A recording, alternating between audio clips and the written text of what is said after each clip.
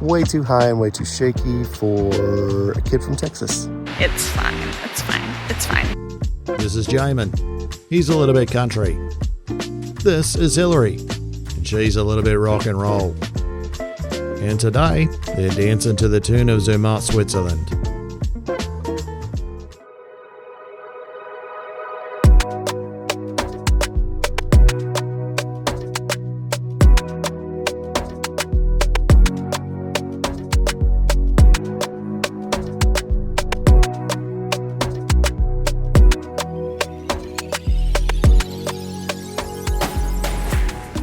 Welcome to Zermatt, Switzerland. We are staying at an Airbnb that is operated by Interhome. It's up in the mountains. It's got a great view of the mountain that is really well known here. It's called the Matterhorn, and it reminds me of something out of a Dr. Seuss book. If you've ever seen the Toblerone chocolate bars, there's always a mountain there, and that mountain peak is the Matterhorn. And so we have an amazing view of it right outside our balcony. One of the things that I think is so cool about traveling in Europe, a lot of the places we've been have these windows. At first glance, it looks like a normal window. You can open it up. There's no such thing as screens. Everybody just opens up their windows. I guess if you want to keep the bad guys out, So that'll keep the bad guys out? you can open up this way. And we've seen this in so many different places, and we just really appreciate it. And this is really cool. It's like this magic door that we didn't even know existed. This particular one opens up completely. One of my favorite things about this spot is the balcony, and it's got this amazing view, and you can hear the little bells from all of the sheep, and they're literally like a stone's throw away. And I'm just looking forward to like opening up the windows at night and listening to those little bells on the sheep as they hopefully they just prance around all night long, and I get to listen to their bells because I love it. Apparently, Hilarie wants the sheep to prance as she counts them.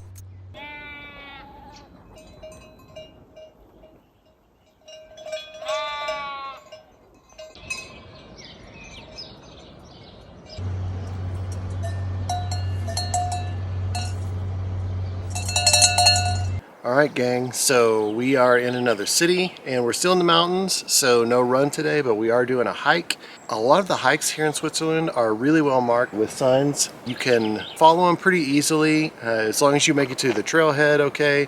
One of the reasons that we chose this hike in particular was that our Eurail pass would get us from Zermatt to Ronda, which is where the trailhead starts, so we didn't have to pay anything extra. We didn't have to come out of pocket to go on this hike. Now we're headed up the trail to Europa Hooked. And if you ever have any trouble with any of these German words or names, they're basically just sounds, is what I've found. So just make sounds like sort of like grumpy sounds, like grumpy sounds with confidence, and then everybody just goes with it.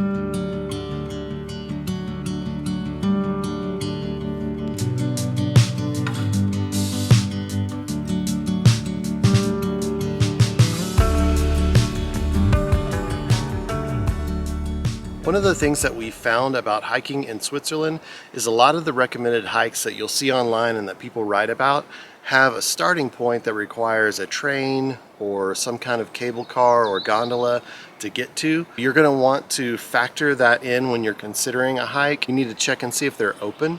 We really wanted to do the Five Lakes hike, but the gondola to the starting point is actually not open for another week. It would appear Jamin checked too late on this one. If you are coming to Switzerland, maybe look into the Swiss Pass to see, because that'll help you with the cost of a lot of the gondolas and things like that. But really do like deep dive research into the hikes that you're wanting to do just to see what it's going to cost. One of the hikes that we wanted to do, the cost was going to be about $150 a piece, which was a little more than we wanted to spend to go on a hike. And that's just to get to the starting point of the hike. So the trail itself may not cost anything, but getting to the trailhead often does come with an expense when you're in Switzerland. So we came across a pile of stacked rocks.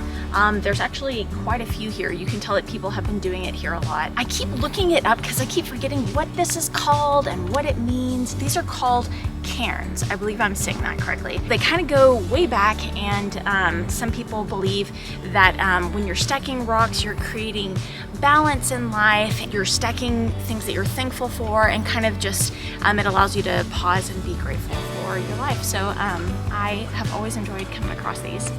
These two skipped the stacking and did more hiking.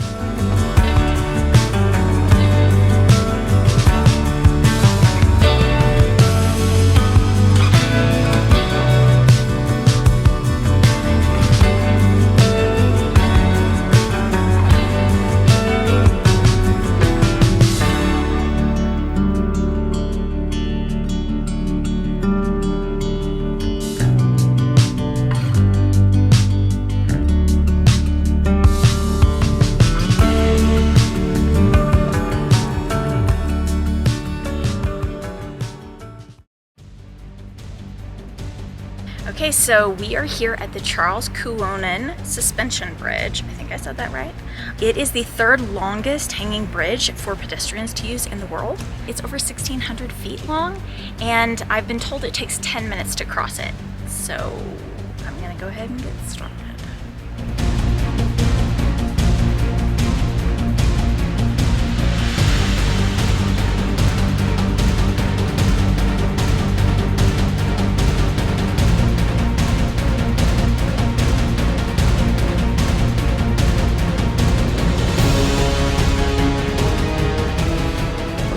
Hilarie is crossing the suspension bridge. It takes about 10 minutes to get across and then 10 minutes to come back because I'm not going across. That is way too high and way too shaky for a kid from Texas. Jamin embracing his role as chicken. I'm just swaying. Oh my gosh. I'm starting to get nervous because I'm kind of in the middle and I'm just like swaying and I'm not even moving, and it's like swaying back and forth. Well, I mean, I'm moving now. Check out these views. Oh, does it look as scary as it is for me? It's pretty scary.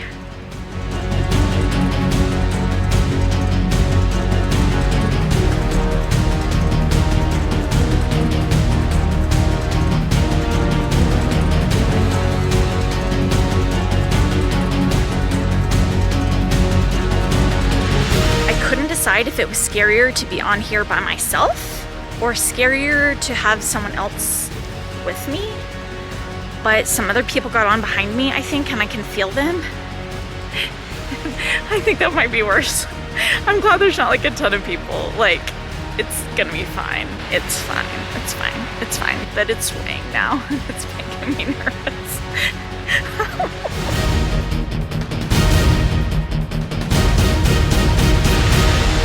Shaking. I made it. Oh my gosh. I made it. This is crazy. But now I have to get the courage to go back over to the other side. It looks like I'm the only one over here on this side, and that's kind of like surreal. I wore my jacket and brought my cell phone just in case something happened along the way, or if I got too scared to come back. That sounds so funny, but yeah.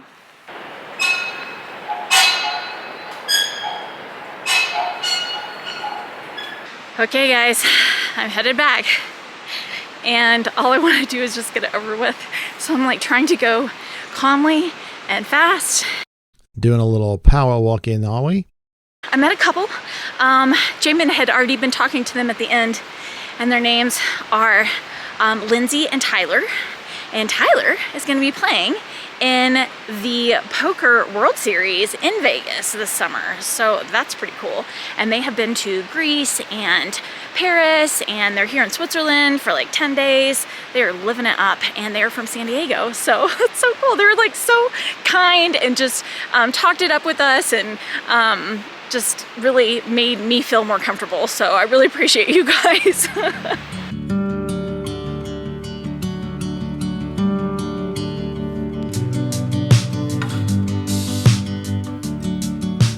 We are almost done with our hike. The way down was so much easier, and quite frankly, on the way up, I didn't know if I was gonna make it. That is how mountains work.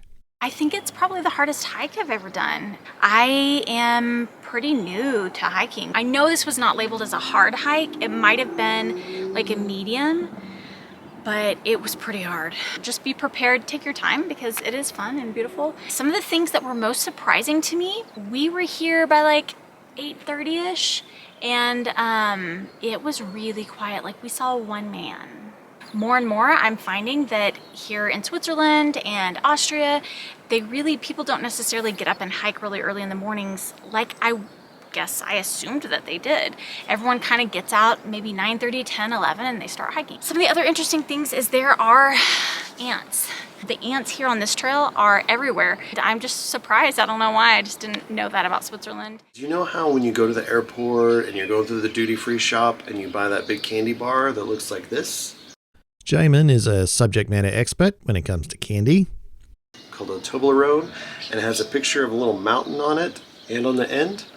Well, that mountain is the Matterhorn, which is also that mountain.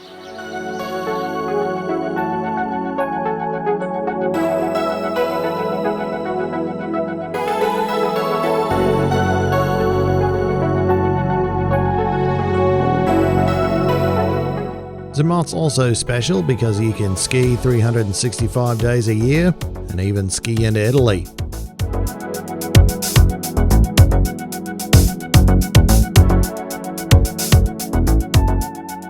Well, gang, that is a wrap for Zermatt, and so the end of Switzerland. I'm gonna miss Switzerland. Yeah, Switzerland, like it. Really cool place to be. Zermatt, very scenic place to be, but really none of our plans worked out. Oh my gosh. The 5-mile hike that we wanted to do isn't open for another couple weeks due to the season. A lot of the restaurants that we wanted to go to are closed due to the season. Hilarie's skiing got rained out. Man, it was just like a bunch of stuff that just didn't work out.